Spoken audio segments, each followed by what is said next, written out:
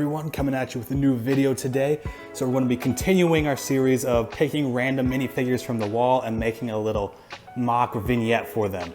So we did part one of this a couple weeks ago, and last time I had a couple rules where I didn't want to add any other extra minifigures and I only wanted to use a 16 by 16 base for it.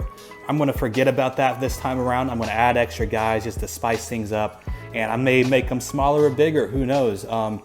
But we'll see how that plays out. So without further ado, let's pick the next three guys. All right, so now we're going to pick three minifigures again. So we're going random number generated from 1 to 1,249 because that's how many minifigures are on the wall. So each number will correspond to a minifigure, and if one of the numbers selected is a gap, we'll just pick the closest minifigure. So let's get started. So the first guy be 365, 910, and 155. All right, so 365 actually corresponds to this spot right here. So the closest guy is going to be this Geonosian. 910 is this spot, so next closest guy will be this officer. Then 155 is also blank with this one right here, so this rebel pilot will be the next one. So first I'm going to start with a 16 by 16 black base.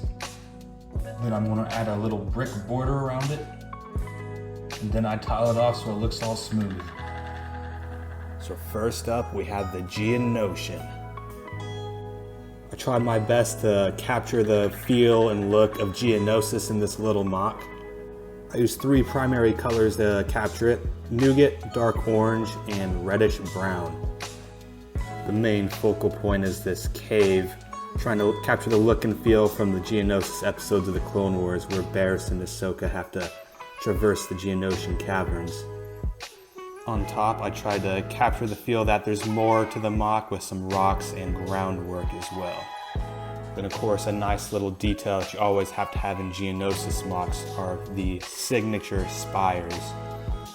I had very limited pieces to try and design and capture the feel of the spire, so I started off with this large cone piece right here. Then I added 6 of these reddish brown round bricks. Then I added this round dish piece, 3 more round bricks with a stud on top, a smaller round dish piece, some cylinders and cones, and then finally a stick with the flying Geonosian on it. And that's how I designed the mock showcasing the Geonosian. Let's move on to the next one. Next up, we have the vignette for the Imperial officer that I've made.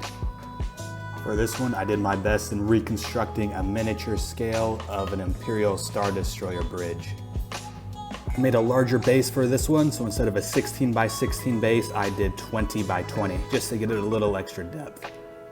I also built it up to add some extra depth in order to add these crew pits up to the sides. Down the center, I have the Imperial officer walking down his bridge with a mouse droid following him. Behind him, I did my best to capture the shape of the triangular windows in the Star Destroyer. I did this by using the right side slope and upside down slope interlocking, and then behind it I did a little bit of depth with space and then stars you can see out from it. I'm very proud of how the crew pits turned out. I did the black trimming along the side of it that you can see on the bridges. Then on the inside there you can see a little chair and then console that they're working at. Building the chair is simple with 2 1x2 black plates stacked on top of each other. I then attached these 2 modified 1x2 plates with a clip on the end. Add a plate to fill that gap. Then I built this piece with a 2x3 black plate, 2 more 2x1s, and then one of these ones with a bar on the side so I can stick that right here. Then for decor, I have a 2x2 black tile that I add here, and then one of these black ingot pieces, which gives it a little bit of texture.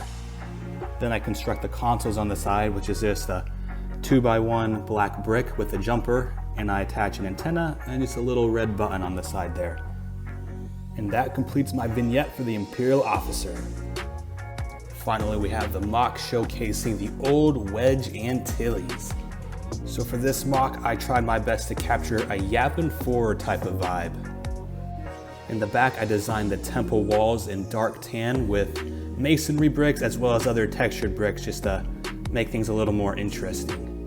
In the middle we have Wedge running to what is presumably his ship, as well as an old astromech following him. The hangar bay floor isn't super interesting, not from a design perspective, so I did my best to spice things up with some great pieces here as well as some yellow striping. I also designed some boxes and barrels as well as lights.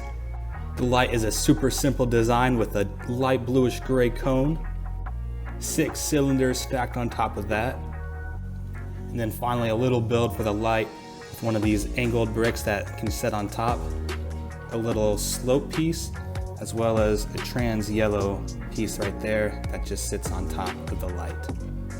The barrels are also super simple with round bricks with domes and little droid pieces stuck on top. And I put on a little wheel and a little plate there just to add a little more texture. Then the boxes are a little more complicated, taking a lot more time than I'd like to admit to design. As you can see, on all sides they have plates to give it a little smooth texture. Then as you can see, I just used headlight bricks on the sides there with some plates stacked on top just to give it more depth. Pretty simple all in all, but it took me a little finagling to figure out. And that concludes the last little vignette of the episode, so let's get to the overview. So in all, I'm very, very happy with how all these vignettes turned out. I'm glad I didn't limit myself to only a certain size base or only using the showcase minifigure, because I definitely think adding more guys to the little Mocs just livens it up quite a bit.